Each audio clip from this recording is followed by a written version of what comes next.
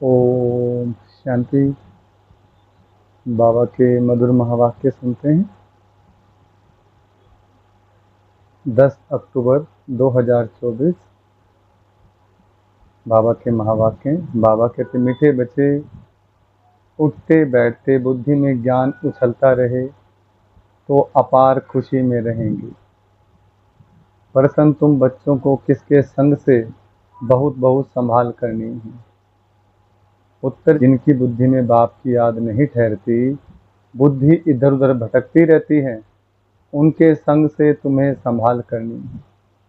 उनके अंग से अंग भी नहीं लगना चाहिए, क्योंकि याद में ना रहने वाले वायुमंडल को खराब करते हैं। प्रश्न, मनुष्यों को पश्चाताप कब होगा।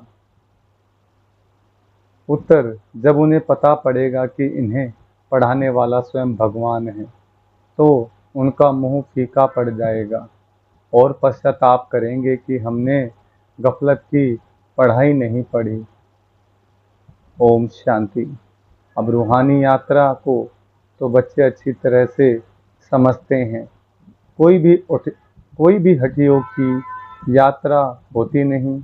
यह है याद। याद के लिए कोई भी तकलीफ की बात नहीं है। बाप को याद करना, इसमें कोई तकलीफ नहीं है। यह क्लास है, इसलिए सिर्फ कायदे से बैठना होता है। तुम बाप के बच्चे बने हो, बच्चों की पालना हो रही है। कौन सी पालना।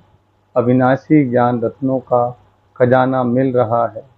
बाप को याद करने में कोई तकलीफ नहीं है, सिर्फ माया बुद्धि का योग तोड़ देती है।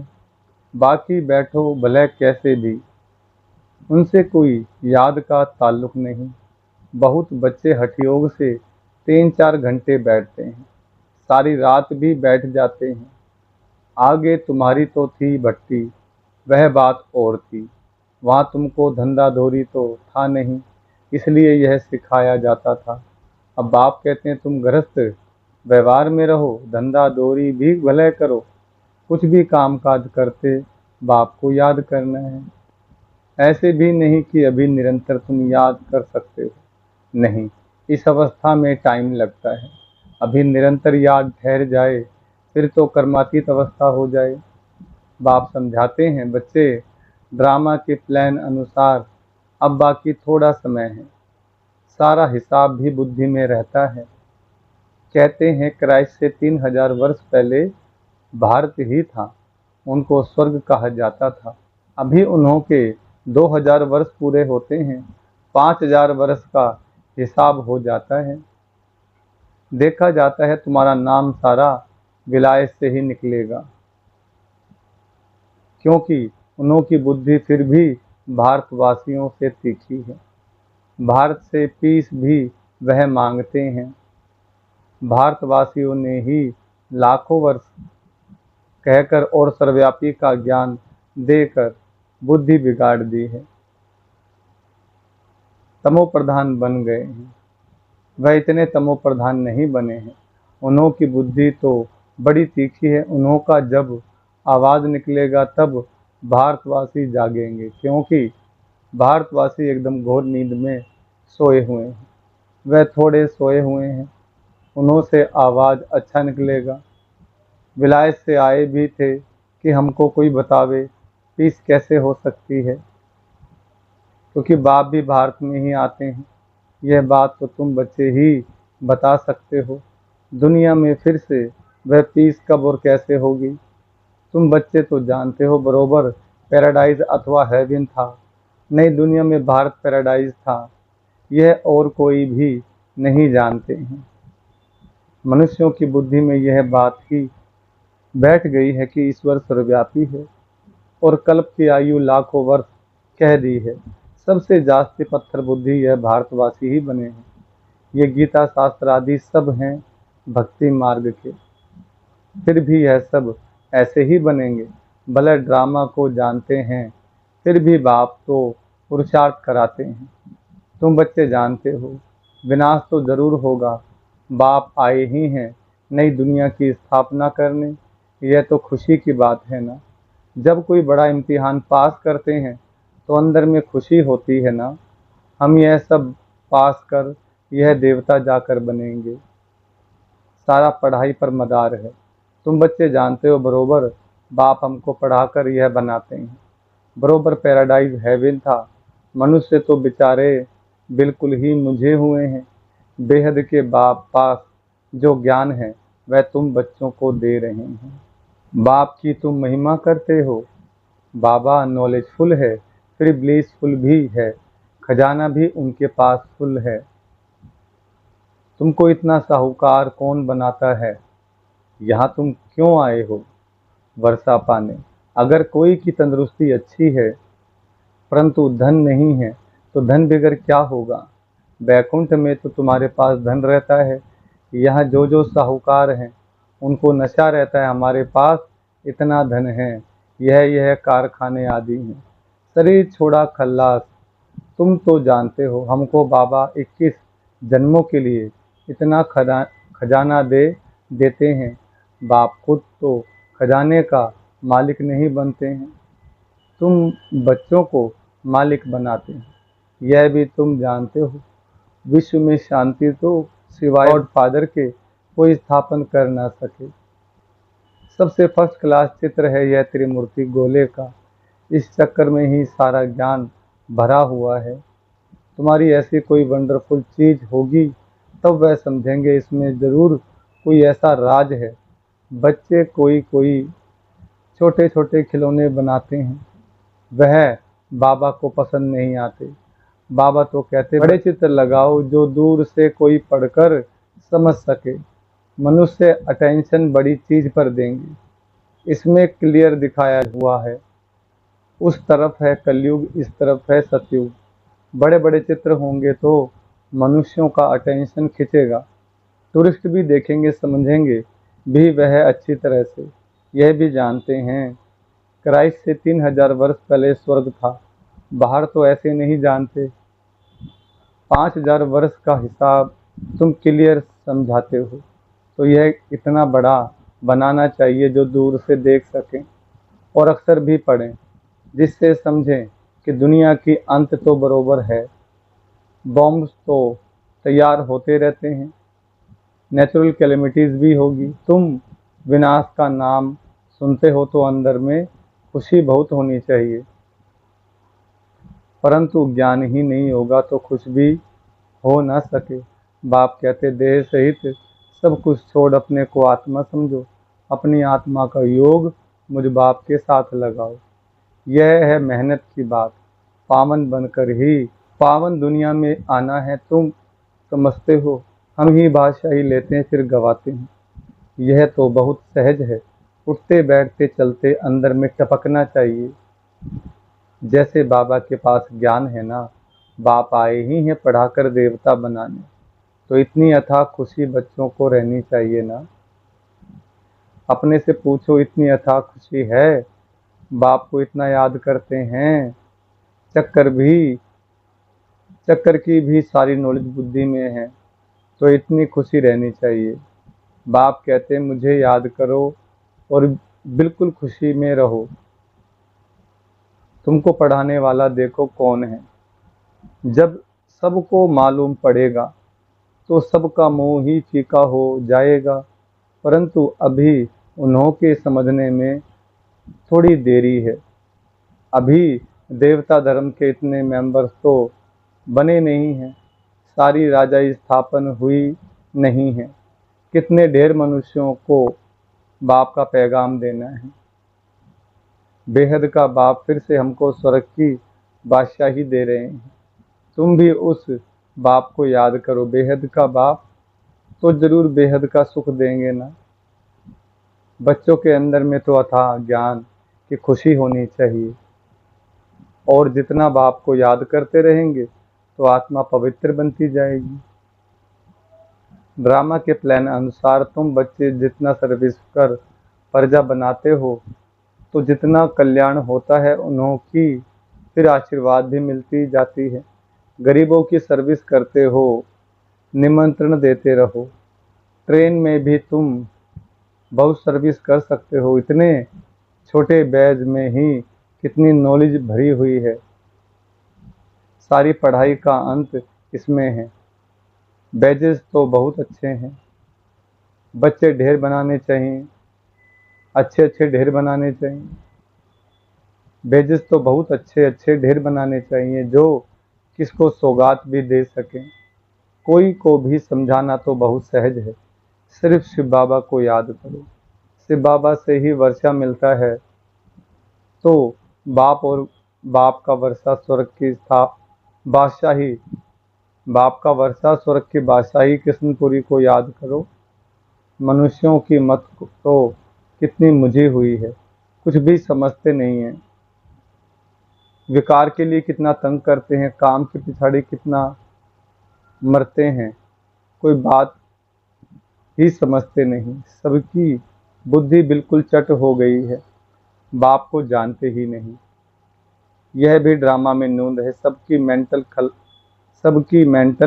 खल्लास हो गई है, मानसिक शक्ति खत्म हो गई है। बाप कहते हैं, बच्चों तुम पवित्र बनो तो ऐसे स्वर्ग के मालिक बन जाएंगे, परंतु समझते ही नहीं, आत्मा की ताकत सारी निकल गई है। कितना समझाते हैं फिर भी पुरुषार्थ करना और कराना है। पुरुषार्थ में थकना नहीं है, टाइटल हार्ट फेल भी नहीं होना है। इतनी मेहनत की, भाषण से एक भी नहीं निकला, लेकिन तुमने जो सुनाया उसे जिसने भी सुना उस पर छाप तो लग गई। पिछाड़ी में सब जानेंगे जरूर, तुम बीके की अथाह महिमा निकलने वाली है। परंतु एक्टिविटी देखते हैं तो जैसे एकदम बेसमझी की, कोई रिगार्ड ही नहीं, पूरी पहचान नहीं, बुद्धि बाहर भटकती रहती है। बाप को याद करें तो मदद भी मिले, बाप को याद करते नहीं तो गोया वह पतित हैं। तुम बनते हो पावन, जो बाप को याद नहीं करते हैं तो उन्हों की बुद्धि जरूर जहाँ कहाँ से कहाँ भटकती रहती है। तो उनके साथ अंग से अंग नहीं मिलना चाहिए, क्योंकि याद में न रहने के कारण वह वायुमंडल को खराब कर देते हैं। पवित्र और अपवित्र इकट्ठे हो न सके, इसलिए बाप पुरानी सृष्टि को खल्लास कर देते हैं। दिन प्रतिदिन कायदे भी सख्त निकलते जाएंगे। बाप को याद नहीं करते हैं तो फायदे के बदले और ही नुकसान करते हैं। पवित्रता का सारा मदार याद पर है, एक जगह बैठने की बात नहीं है। यहाँ इकट्ठा बैठने से तो अलग अलग पहाड़ी पर जाकर बैठें वह अच्छा है। जो याद नहीं करते हैं वह पतित, उनका तो संग भी नहीं करना चाहिए। चलन से भी मालूम पड़ता है, याद बिगर पावन तो बन ना सके। हर एक के ऊपर पापों का बोझा बहुत है, जन्म जन्मांतर का, वह बिगर याद की यात्रा निकले कैसे। वह गोया पतित ही हैं। बाप कहते, मैं तुम बच्चों के लिए सारी पतित दुनिया को खल्लास कर देता हूँ।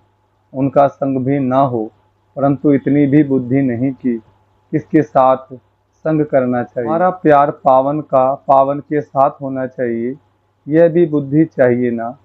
स्वीट बाप और स्वीट राजधानी के सिवाय और कोई याद ना आए। इतना सब त्याग करना कोई मासी का घर नहीं है। बाप को तो बच्चों पर अथाह प्यार है। बच्चे पावन बन जाओ तो तुम पावन दुनिया के मालिक बन जाएंगे। हम तुम्हारे लिए पावन दुनिया की स्थापना कर रहे हैं। इस पतित दुनिया को बिल्कुल खल्लास करा देते हैं। यहाँ इस पतित दुनिया में हर चीज तुमको दुख देती है।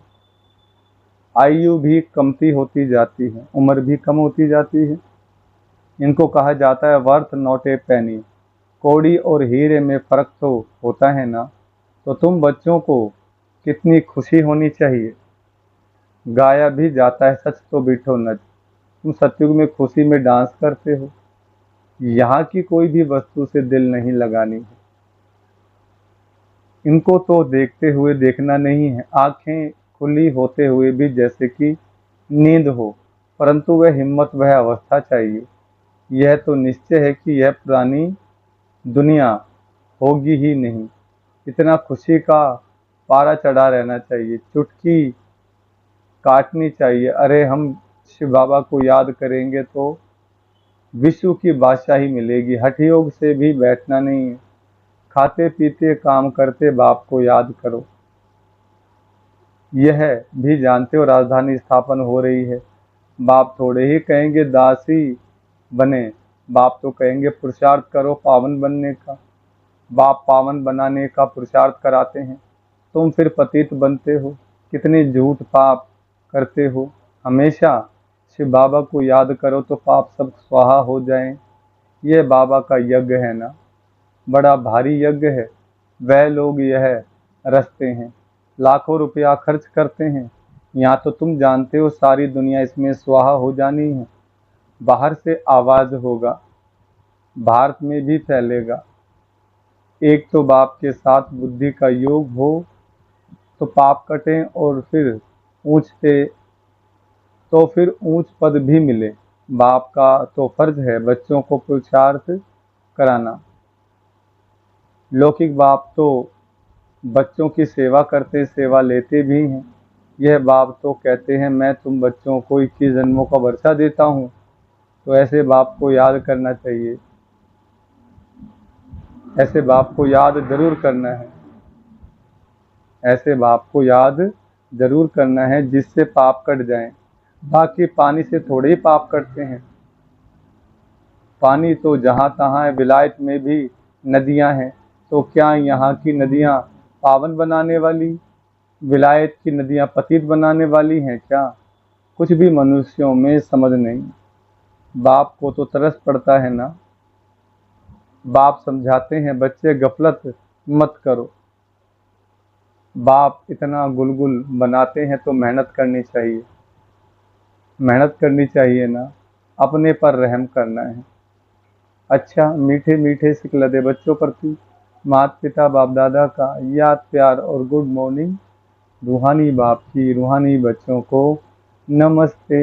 हम रूहानी बच्चों की रूहानी बाप दादा को नमस्ते नमस्ते, गुड मॉर्निंग।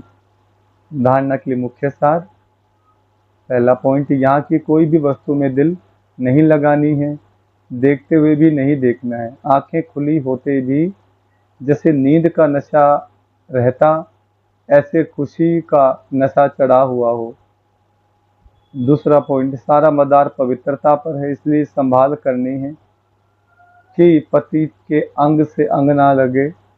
स्वीट बाप और स्वीट राजधानी के सिवाय और कोई याद ना आए। वरदान, हद की इच्छाओं को छोड़ अच्छा बनने वाले इच्छा मात्रम विद्या। वरदान का विस्तार, मन में कोई भी हद की इच्छा होगी तो अच्छा बनने नहीं देगी। जैसे धूप में चलते हो तो परछाई आगे जाती है, उसको अगर पकड़ने की कोशिश करो तो पकड़ नहीं सकते। पीट करके आ जाओ तो परछाई पीछे पीछे आएगी। ऐसे ही इच्छा आकर्षित कर लाने वाली है, उसे छोड़ दो तो वह पीछे पीछे आएगी। मांगने वाला कभी भी संपन्न नहीं बन सकता। कोई भी हद की इच्छाओं के पीछे भागना ऐसे है जैसे मृग तृष्णा, इससे सदा बचकर रहो तो इच्छा बातें अविद्या बन जाएंगे। स्लोगन, अपने श्रेष्ठ कर्म और श्रेष्ठ चलन द्वारा दुआएं जमा कर लो तो पहाड़ जैसी बात भी रुई के समान अनुभव होगी। ओम शांति।